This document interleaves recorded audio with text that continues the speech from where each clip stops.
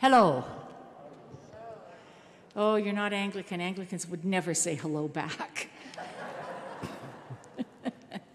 My name is Ansley Tucker, and I am the Dean of the Cathedral in the Diocese, and I am just so pleased to welcome you to this, the fourth in our series of Earth Songs, Music for Climate Justice, entitled Earth, Wind, Fire, and Life. Let me begin by acknowledging that in this place we gather on the ancestral lands of the Lekwungen-speaking peoples, that is of the Esquimalt and Songhees First Nations, with whom this cathedral, at the very least, and many others I know, are working hard at the work of reconciliation. They have walked gently on this earth and bequeathed it to us, might I say, in better shape than perhaps we are doing at this time. And we can learn much from them about how to pass on this fragile earth to the generations to come. If you have been following this series, you will know that it's a multi-partner collaboration of musicians, artists. These banners, for instance, come to us, water, fire, air, and earth, 4 elements. They come to us from artisans in Calgary, and environmental leaders from various parts of our society, politicians, activists, academics, and so on, who together are able to highlight the beauty and the needs of our fractured environment. Each concert has also highlighted the work of a particular agency and invited monetary contributions to that work, and I'll give you a clue about how you can do that tonight in a couple of moments. The first 3 concerts were in collaboration musically with the Emily Carr String Quartet, but tonight we pivot to 3 concerts which will feature our spectacular organ, which you can't see because all of the works in the console are way up there behind you, but they do fill the space. And 3 spectacular organists, and tonight, the versatile international recitalist, Jenny Vincent. Now you all can just come right up here right now, right?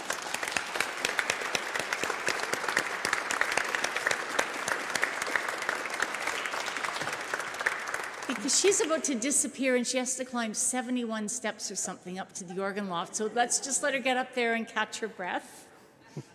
And also our special guest speaker. Now come, Bob, this is your turn to come out and take a bow. I know you're not used to this in radio. Hello, everyone. Bob McDonald. My friend Judy Madron, also of the CBC, told me she used to, even though she was all radio at 6 o'clock news in the morning, the world at 6, right? And she got all dressed up every day. She said it made her feel like she was at work. So, Bob, thank you, and you're all dressed up. But you see, here you are. It's a church. What are I supposed to do?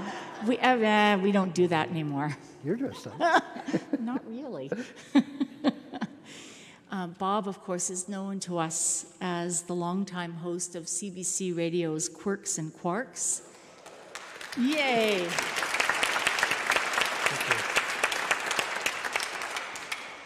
He's a prolific writer, and apropos of that, he will be signing books in the church word narthex, normal people word foyer, after the service, a book called An Earthling's Guide to Outer Space. Now, it's written for kids, but apparently kids come in all ages because it's appealing to people of all ages, right? You must nod your head and say, yes, it is. So these books will be for sale, and also Bob will be happy to sign them after tonight's concert. And he does communicate, in addition to being a writer and a broadcaster, communicates with people of all ages about all things scientific. Now, Jenny and Bob are both local people. We're so lucky to have people like this in our midst, but they both have a wide reach, and this isn't the first time they've worked together. They have done this work together before because they both share a passion. So we are in, as you can guess now, for a multimedia treat tonight. I want to say that Christ Church Cathedral is grateful to the Gail O'Riordan Climate and the Arts Legacy Fund, lodged at the Victoria Foundation, for subsidizing the cost of these concerts. So could I just say as bluntly as possible, that leaves money in your pocket, so that we hope you can contribute today to the Nature Conservancy of Canada, which has been nominated by Bob as a cause which is worthy of our support in order to protect and advance the needs of our world, particularly land conservancy. So there is information in your program about this, and also information about how to contribute. Easier yet, if you wish to do that before you leave, we have donations. This is brand new for us because we've just got rid of our honking great kiosk that I knew everything about, and now we have a little tablet thing that you can use to contribute, and you can arrange for a receipt just in the narthex, what did I call it? The foyer? Vestibule. Or there is, I think in your program, there is a QR code, and you can just use that to contribute as well. I've also been asked to make a few little promo announcements here. One is that there are 2 more concerts in this series, and if you buy your tickets tonight, you can get them at a reduced rate. You can do that also in the foyer. We're really excited to know that Simon Johnson, who is the organist at Westminster Cathedral in the UK, will be here both as a recitalist, but also working with the children. We have a chorister program here at the cathedral. It's the only chorister program associated between a school and a cathedral in Canada, and these kids are really rising to the occasion as little singers. And so they will be touring with our adult choirs to the UK next summer, and there is an online auction where you can get something you would really like and contribute to that work. Also, that information is available in your program. And finally, we have the back corner of the cathedral, a chapel that we call our Chapel of Reconciliation, because that's what it's dedicated to. And in it there is a carving by the Indigenous artist Randy Cook. It is for sale, but mostly we would like you to just notice it and appreciate it. And our little portatif is in the background, back there if you want to try playing it, and an orgel kit, which our Royal Canadian College of Organists has this build your own functioning organ thing that they do with kids, and a couple of adult kids put it together this afternoon, and you can test that out as well. Is that enough from me? Yes.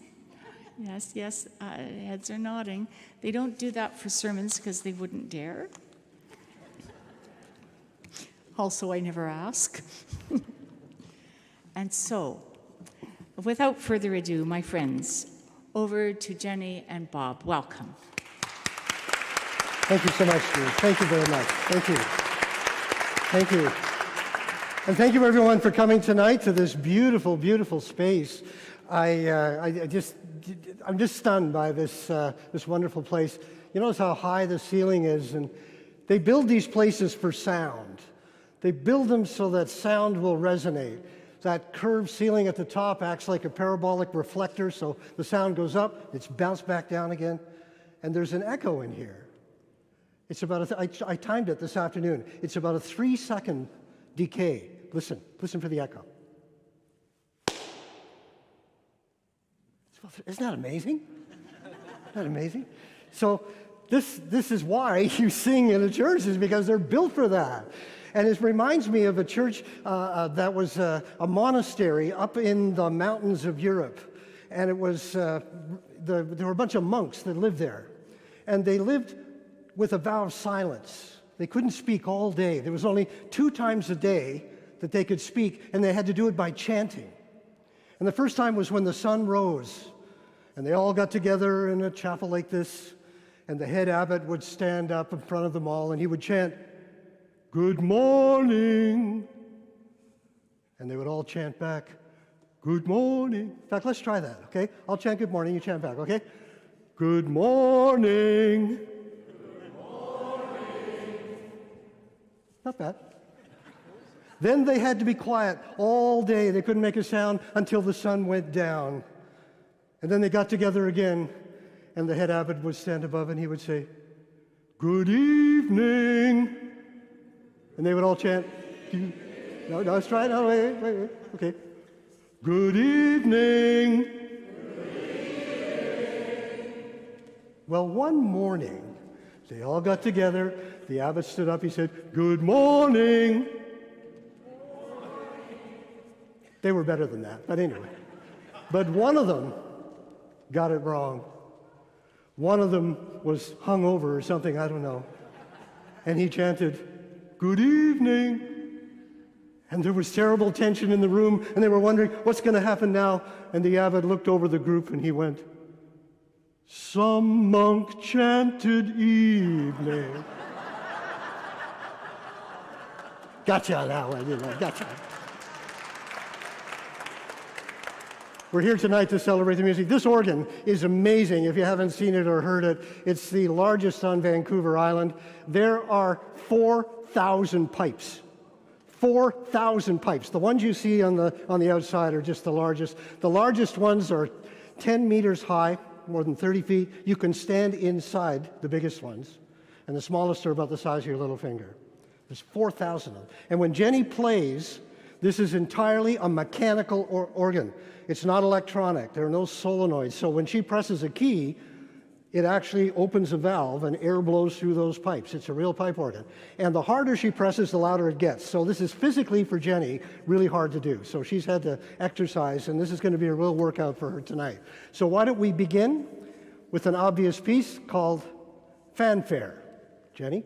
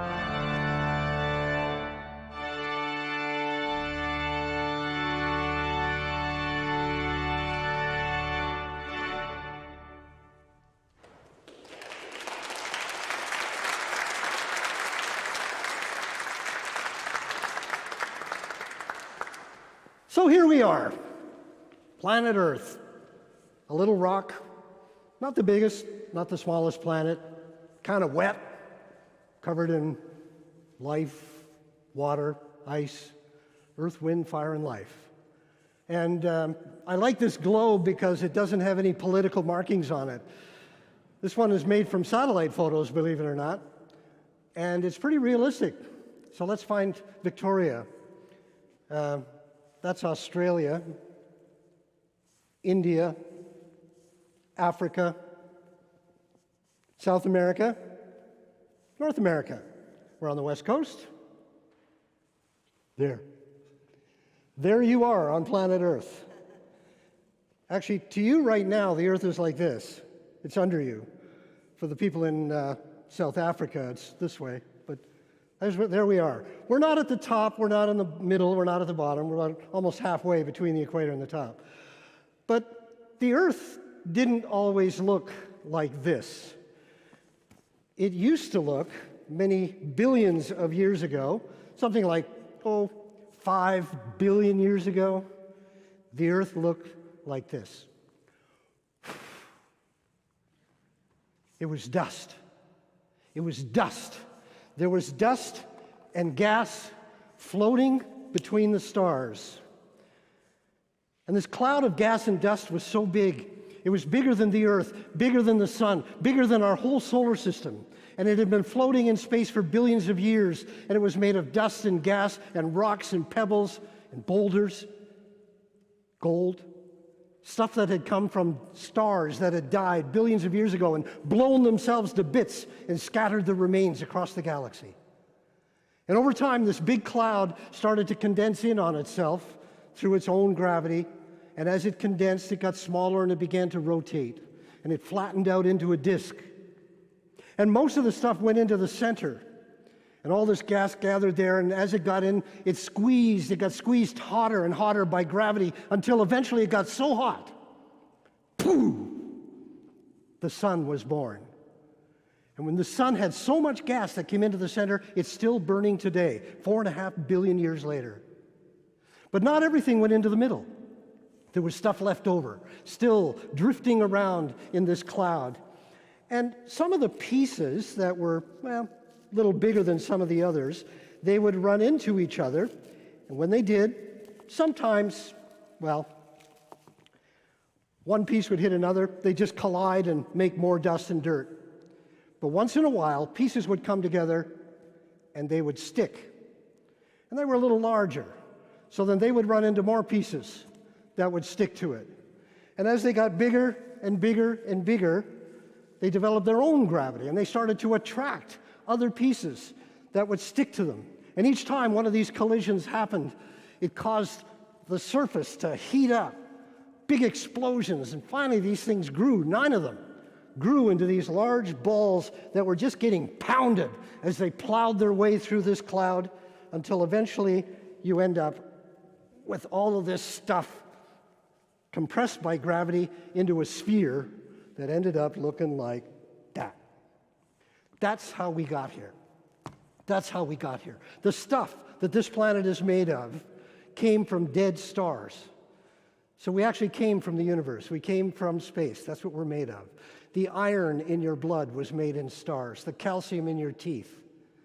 And the gold on any jewelry that you have came from supernovas, the most powerful explosions we know of.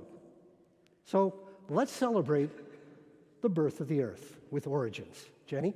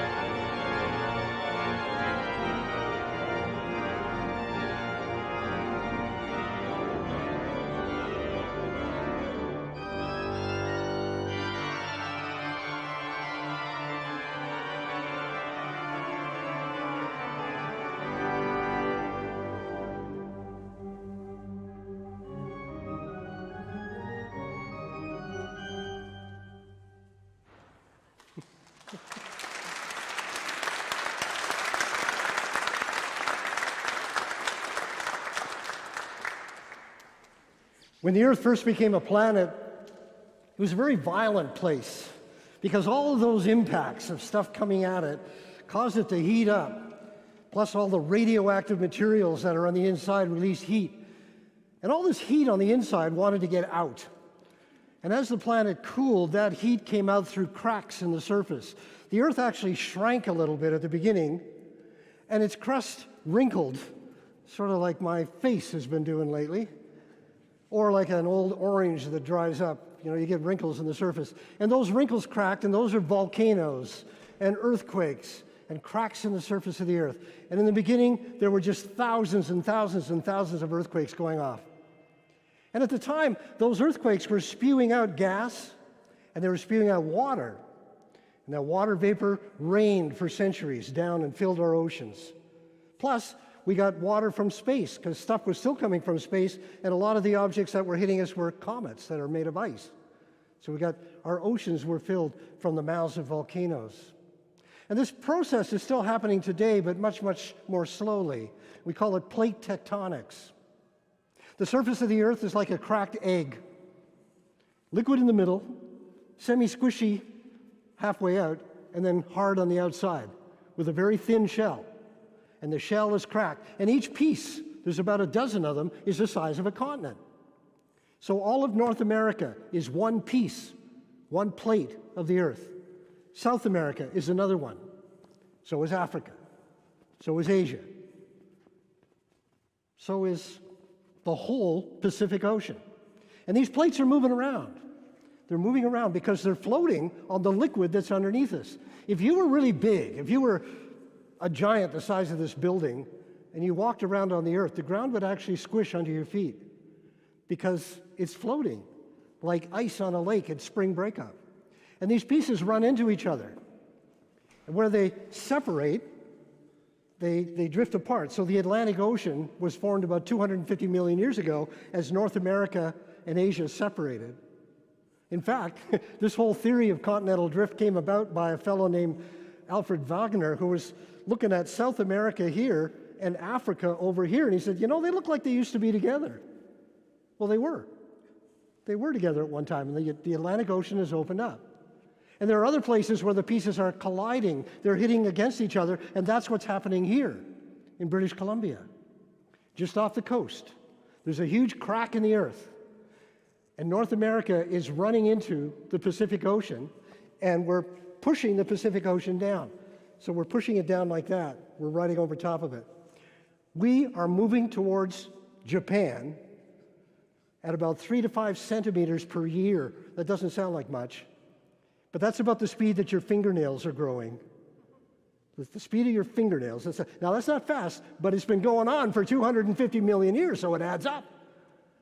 And slowly, as we push the Pacific down, it goes underground, and it melts.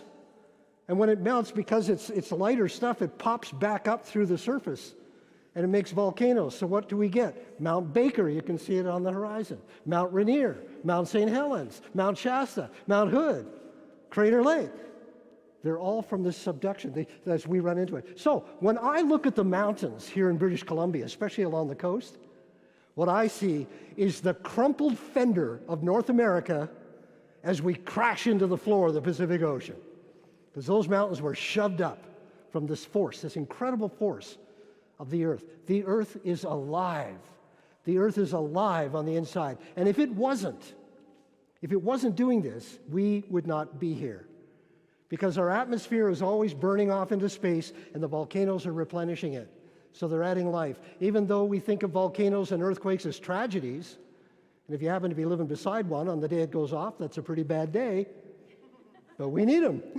We need them. So the Earth is alive. Let's celebrate the life Earth, Jenny.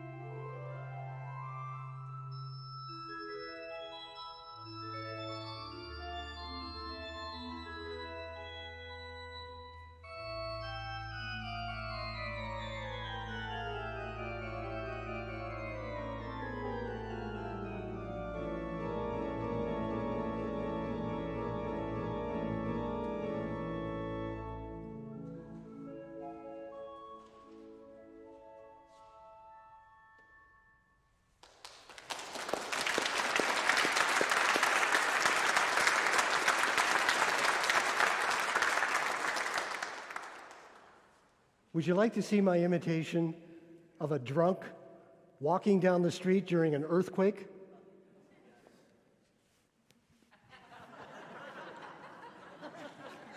Okay. So that's the earth. That's the body of the earth. How about the wind, the air? Air is such amazing stuff. You know, it's all around us, but you don't see it very often. I mean, this room is full of it. You can't see it. You can't see it. You can walk through it. Doesn't seem to bother you much, you know. But if you just wave your hand fast back and forth like that, you can feel it going through your fingers. It's there. It's real stuff. It's real stuff. Let's just capture a little bit of it here. See if I can grab some air. There we are. Here. Captured air. Look at that. It's real stuff. It's real stuff. It's got mass. It's got weight. It's real stuff. When it's just kind of sitting slow, it's kind of nice and airy, not really doing much. But when it's moving faster, you know, you could do some damage if you wanted to. Yeah, you could really. I could hurt you really bad if I wanted to. Yeah, it's just air. Come on, just air.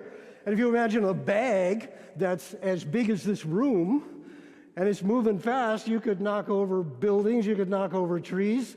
Air has incredible force, as we see in hurricanes and tornadoes and all of the viciousness that happens. It's really quite amazing stuff, this air that blows around. So why do we have wind? What really happens here? Well, it has to do with the fact that the earth is not heated evenly. It's more or less up and down in space like this with the sun over here. So the sun is shining on the middle more than it is at the top and the bottom.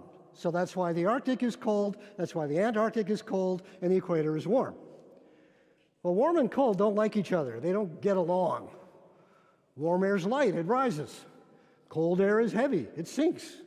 So when they get together, they're trying to change positions. So the warm air in the equator wants to go to the cold. So it wants to go north and south.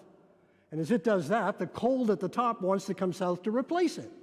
So we got this cycle going on here in the hemispheres like this. But it's a little more complicated than that because the earth is turning. And that sort of stirs things up. And it causes these air masses, as they're moving north and south, to want to turn to the right. So the air let's see if I can do this. The air that's going up wants to go this way, and the air that's coming down wants to go this way. So they do this. They curl around each. Oh no, it goes this way. That's it. Yeah. One going up goes this way, the one coming down goes this way, and you get a storm. So that's how circulation works. That's what drives the wind. That's what drives the wind. So all it is just the sunlight. So the atmosphere is really a giant heat engine driven by the sun. Driven by the sun. And it can be as gentle as a kiss to your cheek. It can fill the sails of a boat, or it can blow you to bits. We have a love-hate relationship with the wind, but we can't live without it. Let's hear about the wind, Jenny.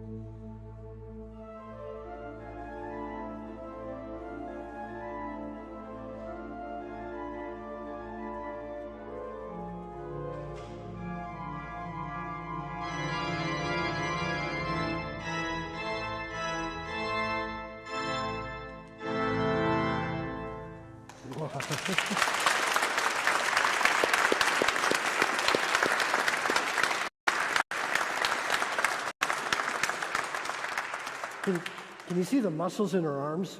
She's really working hard. That's hard to do. So she's really up there working hard.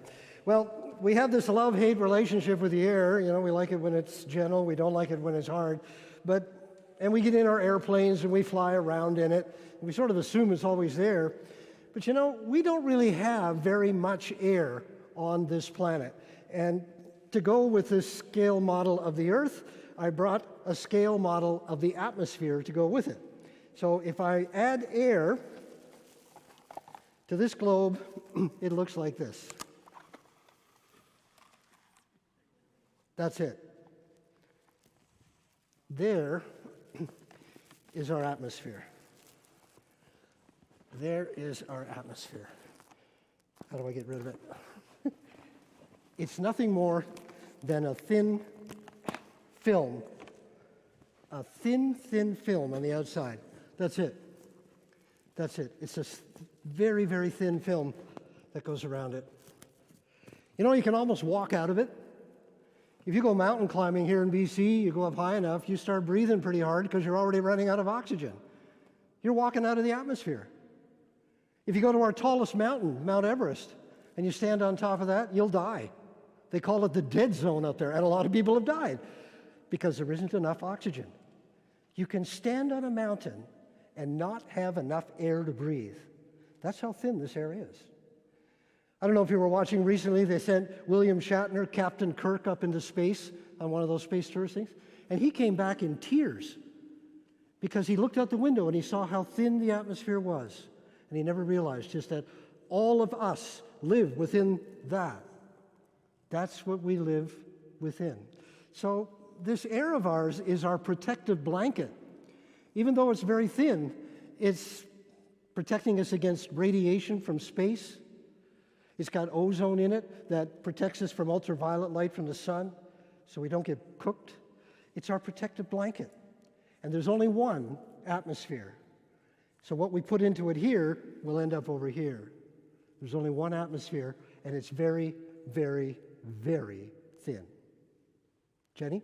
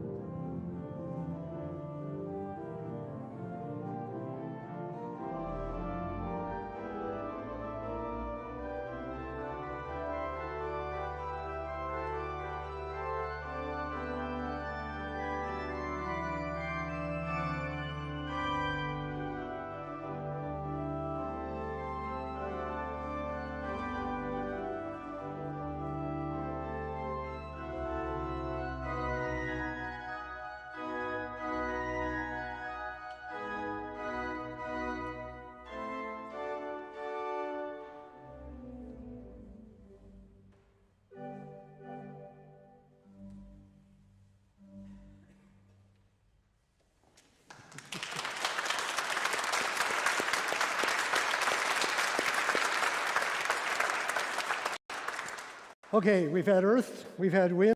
Everybody okay so far? You still with it? Yeah, yeah, all right. Do you need to stand up or anything for a second? You okay? All right. Sorry, we can't serve drinks or anything at the intermission. We're almost there, we just have 2 left.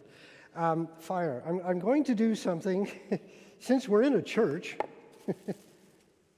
let's light some candles. Fire. Fire. Wow. Nobody knows who it was that first figured out how to make fire. I'm sure they saw it in nature with lightning strikes. And I'm willing to bet that the first person who did figure out fire didn't call it fire. I think they might have called it, ow, hot. Ow, hot. Yeah. Fire's amazing, you know. Once you ignite it, it's self-sustaining. It only needs 3 things: fuel, in this case paraffin wax, heat, which it's supplying itself, and oxygen. That's it. Have those 3 things, it'll burn. Take any of them away, it won't. You know, you pour water on it, you're taking away the heat. Or you spray carbon dioxide on it, you take away the oxygen. But it's really quite amazing. It's self-sufficient. And here's the thing about it. It's only gases that burn. It's only gases that'll give you a flame. The paraffin wax here has to melt, then go up the wick and evaporate into a gas, and that's what the flame is. That's why the flame is above the wick and around the wick. It's only the gas. Even when you light a log, it's the gases coming off the log that give you the flame, not the hard wood. So that's interesting. And the other thing about fire like this is that this is the only planet where you can do this. If you go to Mars, you can't light a candle because there's no oxygen in the Martian atmosphere. It's all carbon dioxide. If you go to Venus, you can't light a candle. It's all carbon dioxide. And all the other planets we know of, they don't have enough oxygen to light a candle. So this is it. And what's interesting is that the oxygen that is feeding this flame is the same oxygen that's keeping all of us alive. It's the oxygen that our lungs are using to turn into energy. And that oxygen came from plants originally in the ocean. Plants, green plants that put oxygen into the air. When the Earth was first formed, our atmosphere was unbreathable. It was made of carbon dioxide. It was made of hydrogen sulfide, methane, ammonia, really horrible stuff. But it was life. It was life that didn't at first need oxygen to live. And then these green algae appeared, and they started putting oxygen into the air. And here we are, fire and life. I'm going to come back to the life part in a minute, but it's really quite amazing stuff when you think about it. Only on Earth can you make fire. Jenny?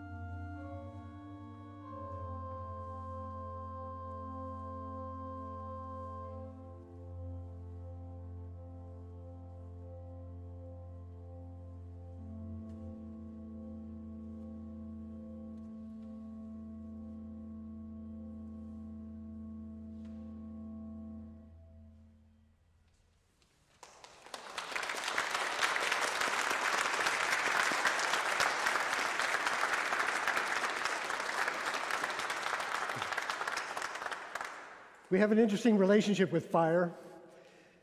It's very destructive. We saw terrible destruction last summer with the wildfires here in BC and northeastern US and Australia. It is terrible when they go through. But at the same time, there's rejuvenation that happens after fires. Some seeds, I think it's the lodgepole pine, they don't open unless they see fire. So there's new life that comes out of the destruction of fire. And it was thanks to fire that we were able to keep ourselves warm, that we were able to migrate out of Africa and move north into colder climates. We were able to cook our food. And then later on, we were able to tame fire and put it inside our machines so that we could heat up rocks, we could heat up iron and make bronze, and we could make steel and build our industrial revolution, put it inside machines that created motion for wheels so we could move ourselves from place to place. It's been really quite an amazing journey, what we've done by taming fire. Except now we know that the way we're burning that fire is very inefficient and dirty, so we have to find other ways to get energy out of our fuels. That's not impossible. We're on the edge of doing that, of coming up with new technology, new ways of turning wheels. So our interesting relationship with fire, it's bad, it's good, it's everything, it's vital. We need it, and we can't live without it. Jenny?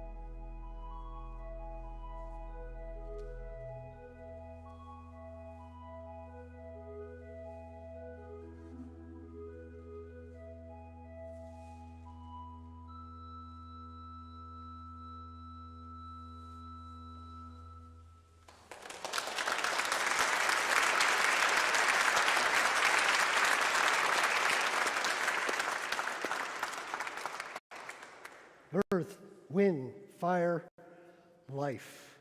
Life, our final chapter. How remarkable that this planet is covered in it. Nobody really knows how life began on this planet. We do know that it needed water. We had lots of that. We do know that we needed chemicals, organic chemicals based on carbon.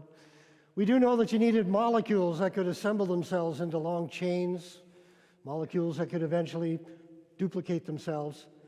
But somewhere along the line, there was a transition about 3 billion years ago from chemistry to biology. And we don't quite know how that happened yet. A lot of people are working on that. But so far, nobody's been able to have anything crawl out of a test tube. They're working on it. But these early forms of life, just simple cells that eventually over time, long periods of time, decided to cluster together in groups. And then some of them took up different jobs. Some of them became a little harder and formed shells around the outside. And then they became bigger clusters and different jobs and different functions. And life evolved. Life just evolved. Evolution was doing all these experiments. Things that could swim, things that could walk, things that could fly. Life moved out of the ocean onto the land. It's really quite remarkable how we did that. And here we are today thinking about it. It's astounding to think that we went from chemistry to our minds contemplating the very fact that we're even here. And I'll tell you in a moment, in our next segment, how this is a very special place where life evolved. There's nothing like it. Let's celebrate life, Jenny.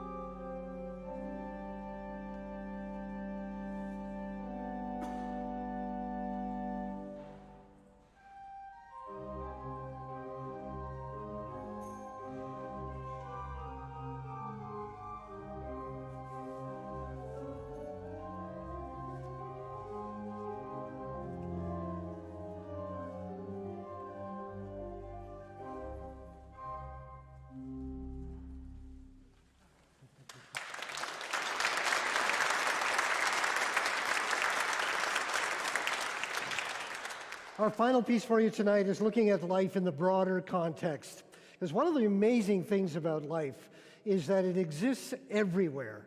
Every environment on Earth has some kind of life in it. The bottom of the ocean, ice. There's life that lives within ice, deep underground. Even high in the atmosphere, there's life. Did you know that raindrops are alive, some of them? Like when water vapor goes up into the sky, and then it cools and condenses into drops to form rain, those drops need a nucleus. They need something to form around. Usually it's dust, little dust particle that'll make condensation happen. But there are also microbes up there, microscopic little cells floating around, and they are the nucleus for some of the raindrops. So when you think about it, when it rains, it's raining life. It's raining life. And if you listen really carefully, you can hear it.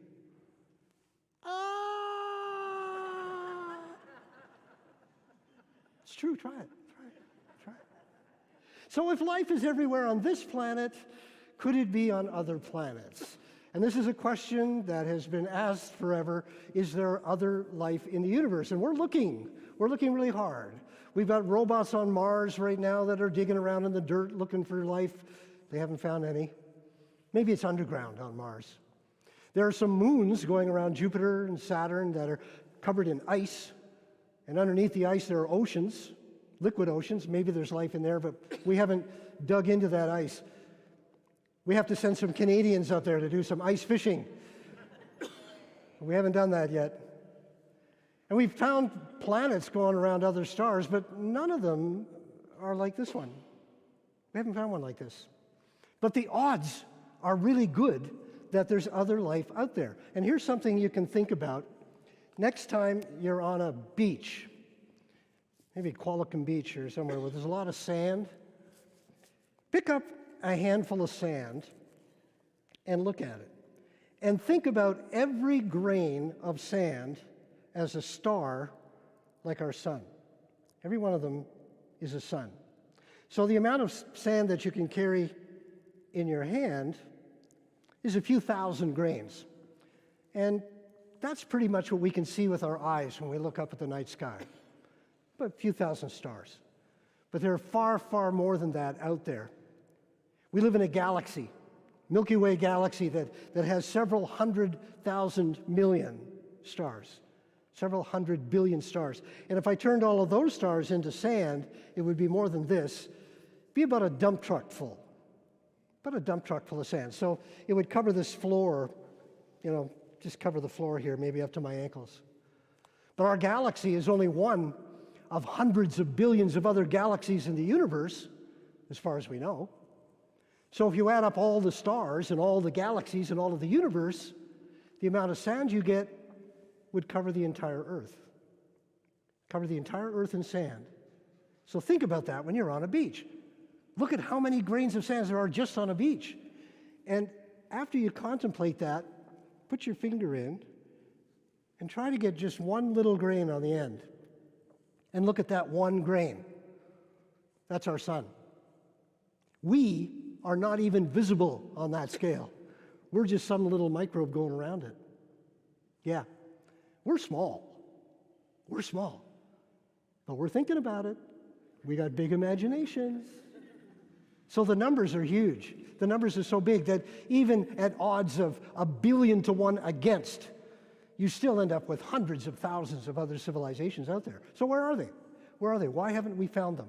Well, if they're there, if there's another Earth, and there probably is, it's going to be very, very far away from here. It's going to be so far away we can't get to it. May not even be able to talk to it. And so far we haven't found one. We found lots of other planets, but none like this. This is it. This is the only one we know of. And when you leave here tonight, when you go outside, take a big breath. Take a big breath of that air and breathe it in. Breathe in that oxygen that's giving you life. And think about how thin this atmosphere is. You're going to be able to see right through it later on tonight when it gets dark. And think about how precious life is on this planet. What a miracle it is that we're here. And realize that this is the only place where you can go outside and you don't have to wear a spacesuit. Every other planet you know, you'll need protection. everywhere. This is it, and that is why we need to protect it. And I believe we can. I believe we can. We're smart. We've been to the moon and back. We're doing all these wonderful things with our technology. We're smart. I think we can engineer ourselves a better way to live here. I really, really believe that. With common sense, with good education, and get the young people interested in science, technology, engineering, and math. And we can do it. Let's celebrate this planet Earth. Jenny.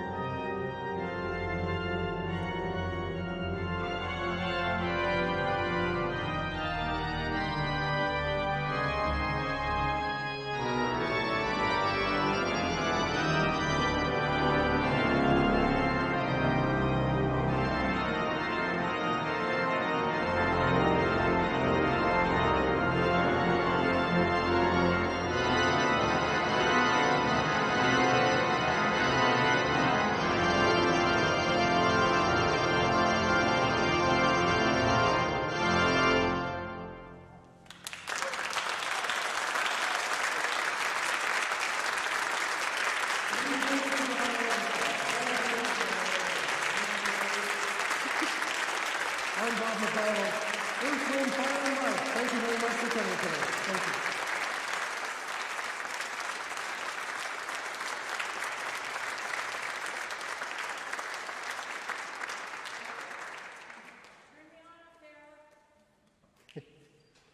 This is the dean on the lectern.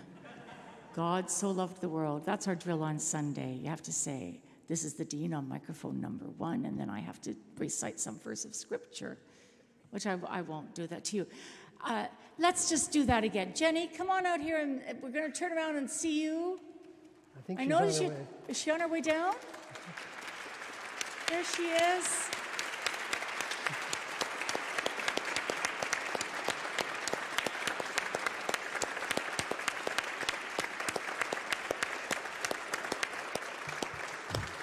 When Jenny first came in, she had her red, we used to call them running boots when I was a kid. They just call them sneakers now. I don't know what they call them. And I thought, how's she going to play the organ in that?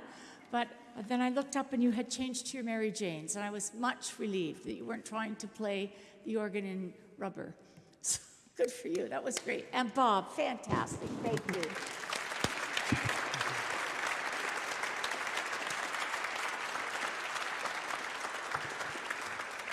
Don't you wish this guy had been your science teacher in grade 10? Thank you very much. Thank you. Thank you. Don't forget you can buy his book, have a look at the back, and thank you so much for coming this evening. Come back anytime. We are open every day.